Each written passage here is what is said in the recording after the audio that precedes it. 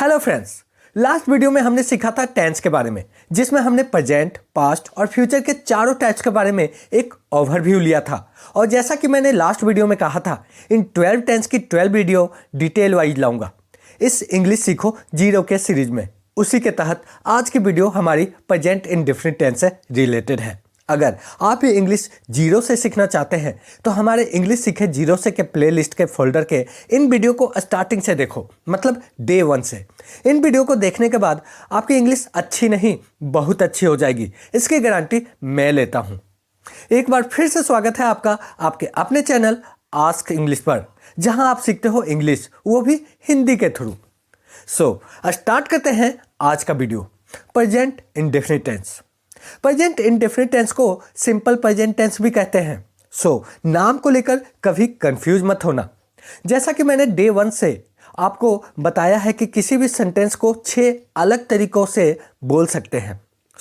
आज हम present indefinite tense के सेंटेंस को भी 6 अलग अलग तरीकों से बनाना सीखेंगे। First, assertive sentence. Second, negative sentence. Third, interrogative sentence. Fourth, interrogative plus negative sentence. Fifth, WH family sentence. And last one, sixth, WH family plus negative sentence. आज के इस वीडियो में हम इन सभी को सीखेंगे, वो भी स्ट्रक्चर एंड एग्जाम्पल के साथ। इसीलिए मेरा दावा है कि अगर आपने इस वीडियो को लास्ट तक देख लिया तो प्रेजेंट इंडेफिनिट टेंस के किसी और वीडियो को देखने की ज़रूरत नहीं पड़ेगी। वीडियो को पूरा देखें और स्किप ना करें, क्योंकि प्रेजेंट इंडेफिनिट टेंस अगर समझ में आ गया तो आधा टेंस आपकी मुट्ठी में होगा। देखो, प्रेजेंट इंडेफिनिट टेंस को रटने की जरूरत नहीं है कि अगर ता है, ती है, ते है लगा है तो प्रेजेंट इंडेफिनिट टेंस होगा। मैं आपको ऐसे कॉन्सेप्ट बताऊंगा जहां ता है, ती है, ते है का यूज नहीं होगा, लेकिन वह प्रेजेंट इंडेफिनिट टेंस में ही बनेगा। तो आओ सीखते हैं प्रेजेंट इंडेफिनिट टेंस को कॉन्सेप्ट वाइज। फर्स्ट हमारा वो है जो सभी को मालूम है, ता है, ती है, ते है। जब भी किसी भी हिंदी के वाक्य में ता है, ती है, ते है लगा होगा तो वह प्रेजेंट इंडेफिनिट टेंस में बनेगा। जैसे वह सेव खाता है, यहाँ पर लास्ट में ता है, इसीलिए यह प्रेजेंट इंडेफिनिट टेंस में बनेगा। He eats an apple. यह एक असर्टिव सेंटेंस है जिसका स्ट्रक्चर होगा सब्जेक्ट प्लस V1 या V5, मतलब S या ES वाली फॉर्म प्लस ऑब्जेक्ट। यहाँ ध्यान देने वाली बात यह है कि कब वर्ब की फर्स्ट फॉर्म का यूज करें और कब वर्ब की S या ES वाली फॉर्म का। देखो, इस चार्ट को ध्यान से देखो। जब थर्ड पर्सन सिंगुलर होगा, मतलब ही, she, it and singular name, तो हम वर्ब की फिफ्थ फॉर्म का यूज करेंगे, मतलब S या ES वाली फॉर्म का। बाकी बचे हुए मतलब I, we, you, they and plural name के साथ वर्ब की फर्स्ट फॉर्म का यूज करेंगे। अब आ जाओ सेंटेंस देखते हैं। वह सेव खाता है, ही ईट्स एन एप्पल। यहाँ पर सब्जेक्ट हमारा ही है, मतलब वर्ब की S या ES वाली फॉर्म का यूज करेंगे, इसीलिए इट्स होगा। और ऑब्जेक्ट हमारा एन एप्पल है, सो बनेगा ही ईट्स एन एप्पल। इस तरह और एग्जाम्पल देखो। तुम क्रिकेट खेलते हो, यू प्ले क्रिकेट। यहाँ पर सब्जेक्ट यू है, इसीलिए वर्ब की फर्स्ट फॉर्म का यूज करेंगे, यू प्ले क्रिकेट। इस हिंदी वाक्य के अंत में भी ते है लगा है, इसीलिए प्रेजेंट इंडेफिनिट टेंस में बनेगा। ये तो हमारा पहला कॉन्सेप्ट था कि जहां ता है, ती है, ते है लगा हो वह प्रेजेंट इंडेफिनिट टेंस में बनेगा। अब आ जाओ देखते हैं नेक्स्ट कॉन्सेप्ट। जहां कहीं भी न्यूज की हेडलाइन देखोगे तो वह प्रेजेंट इंडेफिनिट टेंस में ही होगा, चाहे वह न्यूज पास्ट का हो या फिर फ्यूचर का। आओ एग्जाम्पल देखते हैं। भारत ने 5 विकेटों से मैच जीता। यह सेंटेंस तो पास्ट का है और सेंटेंस के लास्ट में भी ता है, ती है, ते है लगा भी नहीं है, जीता, मतलब पास्ट की बात हो रही है। लेकिन जब यह किसी न्यूज की हेडलाइन बनेगी तो यह प्रेजेंट इंडेफिनिट टेंस में बनेगा। India wins the match by 5 wickets. ये तो पास्ट का था। अब फ्यूचर का देखते हैं। डोनाल्ड ट्रंप भारत आएंगे। यह भी अगर किसी न्यूज की हेडलाइन बनेगी तो इसे फ्यूचर में ना बनाकर पास्ट इंडेफिनिट टेंस में बनाएंगे, भले ही सेंटेंस में ता है, ती है, ते है ना हो। Donald Trump comes to India. देखा आपने, कोई जरूरी नहीं है कि सेंटेंस के लास्ट में ता है, ती है, ते है हो। तब भी प्रेजेंट इंडेफिनिट टेंस में ही बनाएंगे। इसीलिए कहता हूँ कॉन्सेप्ट क्लियर करो। अब आ जाओ देखते हैं नेक्स्ट कॉन्सेप्ट। जब कभी भी यूनिवर्सल ट्रूथ की बात होगी तो भी वह प्रेजेंट इंडेफिनिट टेंस में बनाएंगे। जैसे पृथ्वी सूर्य के चारों ओर घूम रही है, यहाँ भी रहा है, रही है, रहे लगा है, तो इसका मतलब ये नहीं होगा कि इसे प्रेजेंट कंटिन्यूअस टेंस में बना देंगे। ये हमारा यूनिवर्सल ट्रूथ है जो कि कोई नहीं बदल सकता है, इसीलिए इसे भी प्रेजेंट इंडेफिनिट टेंस में बनाएंगे। The earth revolves around the sun. सूर्य पूरब से उगेगा और पश्चिम में डूब जाएगा। The sun rises in the east and sets in the west. देखा आपने, यूनिवर्सल ट्रूथ भी हमारा प्रेजेंट इंडेफिनिट टेंस में ही बनेगा, चाहे वह पास्ट का सेंटेंस हो या फ्यूचर का। अब आ जाओ देखते हैं नेक्स्ट कॉन्सेप्ट।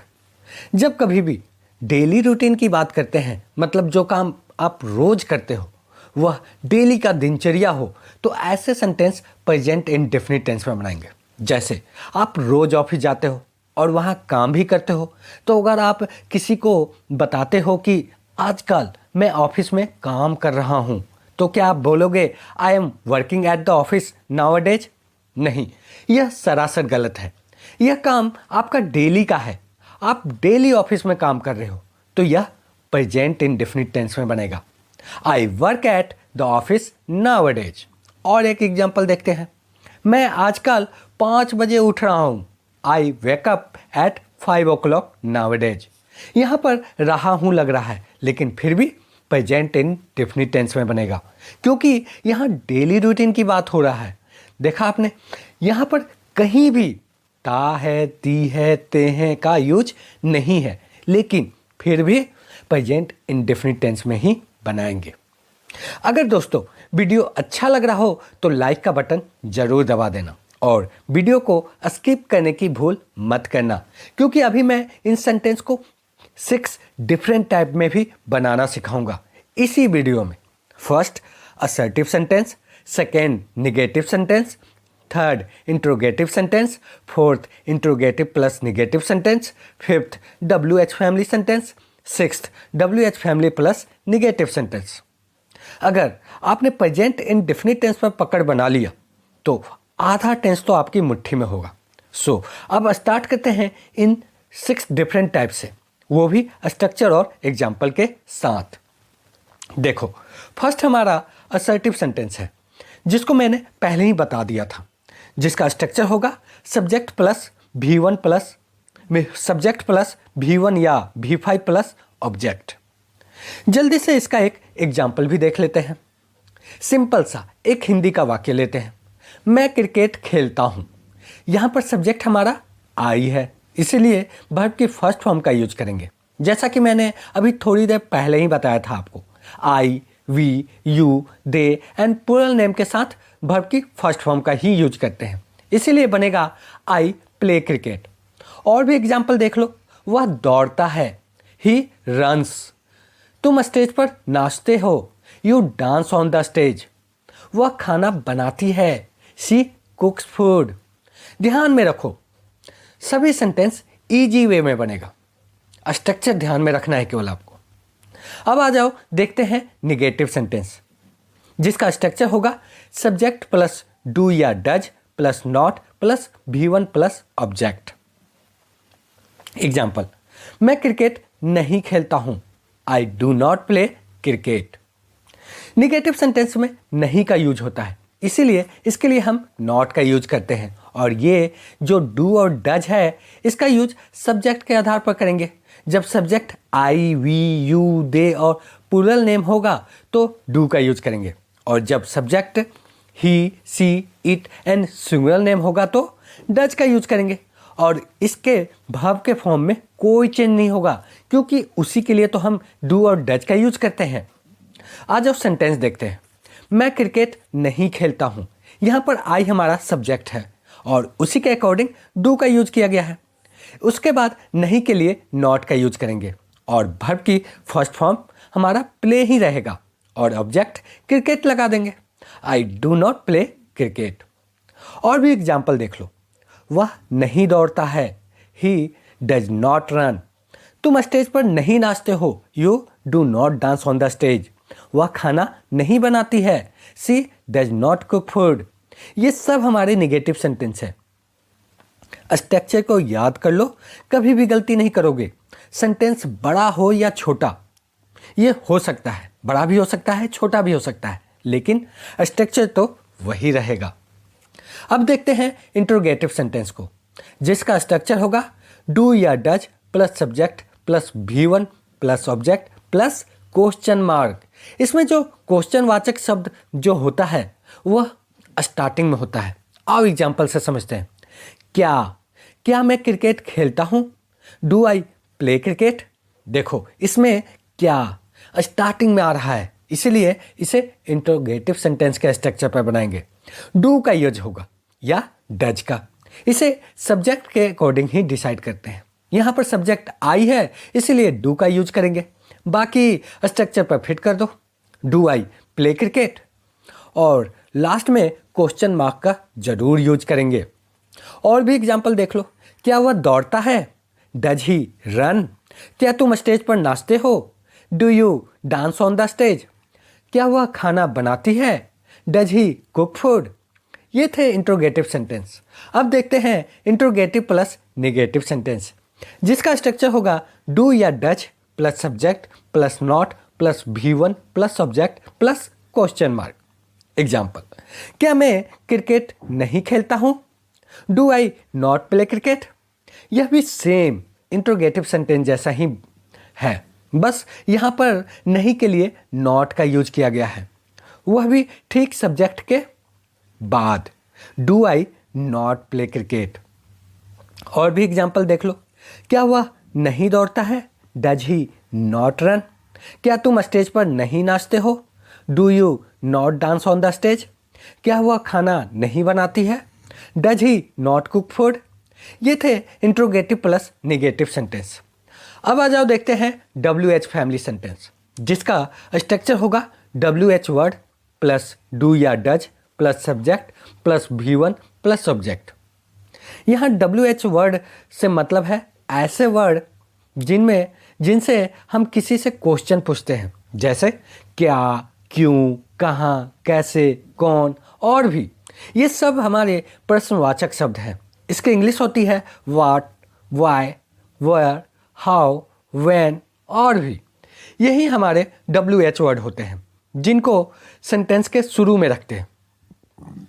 अगर आप किसी से प्रश्न पूछते हो और प्रश्नवाचक शब्द हिंदी वाक्य के बीच में हो, तो हम इस स्ट्रक्चर पर बनाते हैं, मतलब WH फैमिली के कैटेगरी में आता है। एग्जाम्पल, मैं क्रिकेट क्यों खेलता हूँ? Why do I play cricket? यहाँ पर हिंदी वाक्य के बीच में प्रश्नवाचक शब्द है क्यों, इसीलिए वाई को शुरू में रखेंगे। डू या डज का यूज सब्जेक्ट के अकॉर्डिंग करेंगे। यहाँ आई है, इसलिए डू का यूज करेंगे, और वर्ब की फर्स्ट फॉर्म प्ले लगाएंगे, और ऑब्जेक्ट क्रिकेट है। Why do I play cricket? जैसा कि मैंने स्टार्टिंग में बताया, सब वही रूल है, इसीलिए अगर समझ में ना आया हो तो स्टार्टिंग से फिर से देखो। इसे मैंने बहुत ही आसान शब्दों में बताया है, इससे आसान कुछ नहीं है, और आपके दिमाग में सारे स्ट्रक्चर और एग्जाम्पल हर समय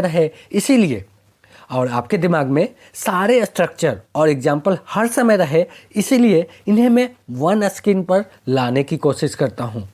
आओ WH फैमिली से रिलेटेड और भी एग्जाम्पल देखते हैं।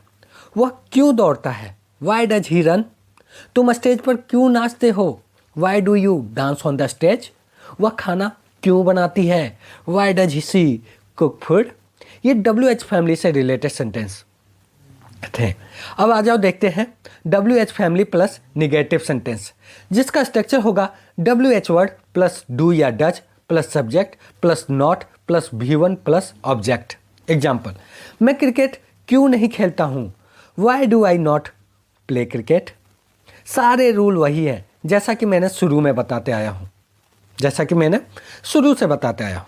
यहाँ पर जो हम WH फैमिली के सेंटेंस बनाते समय जो रूल लगाते थे वही है, बस सब्जेक्ट के बाद नहीं के लिए नॉट का यूज कर लो। सिंपल है, स्ट्रक्चर के अकॉर्डिंग चलो, सेंटेंस सिंपली बनते जाएंगे। इसके और भी एग्जाम्पल देख लो। वह क्यों नहीं दौड़ता है? Why does he not run? तुम स्टेज पर क्यों नहीं नाचते हो? Why do you not dance? वह खाना क्यों नहीं बनाती है? Why does he not cook food? देखा आपने कितना सिंपल था। इसी के साथ आपका प्रेजेंट इंडेफिनिट का चैप्टर फिनिश हो गया। एक बार फिर कह रहा हूँ, अगर समझने में दिक्कत हो रहा हो तो दोबारा देखो, जरूर समझ में आएगा, क्योंकि इससे आसान कॉन्सेप्ट कोई नहीं बता सकता है। ये पूरी वीडियो देखने पर पता चल ही गया होगा आपको। जब आप प्रैक्टिस करोगे तो एक सेंटेंस लेना और उसके 6 डिफरेंट टाइप बना डालना, जिससे आपकी प्रैक्टिस बहुत अच्छी हो जाएगी। जैसे वह किताब पढ़ता है, ही रीड्स अ बुक। वह किताब नहीं पढ़ता है, he does not read a book. क्या वह किताब पढ़ता है? Does he read a book? क्या वह किताब नहीं पढ़ता है? Does he not read a book? वह किताब क्यों पढ़ता है? Why does he read a book? वह किताब क्यों नहीं पढ़ता है? Why does he not read a book? देखा आपने, आपको इसी तरह एक सेंटेंस लेना है और 6 डिफरेंट टाइप में प्रैक्टिस करना है। क्या प्रिया और स्नेहा गाना गाती है? इसका आंसर आप कमेंट करो, हम आपके हर कमेंट का रिप्लाई करते हैं। And at last, don't forget like, share and subscribe. Thanks for watching ask English.